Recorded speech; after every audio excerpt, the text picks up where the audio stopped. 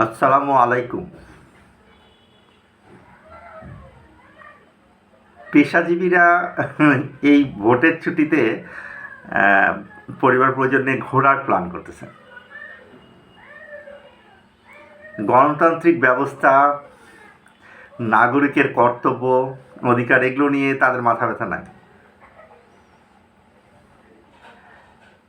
তারা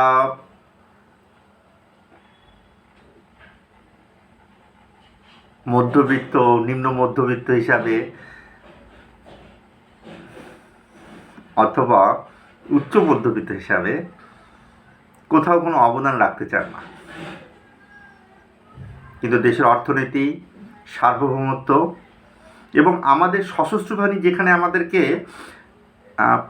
গ্রান্টি দিচ্ছে যে ভোটের দিন এবং তার আগের পরিবেশটা তারা কন্ট্রোলে রাখবে, সেখানে আপনার নাগরিক কর্তব্য হলো একটি উদার গণতান্ত্রিক মধ্যপন্থা, সার্বভৌমত্ব এবং পররাষ্ট্রনীতিকে যারা অবদান রাখতে পারবে তাদের জন্য এই গণতান্ত্রিক ব্যবস্থায় ভোট দেওয়া।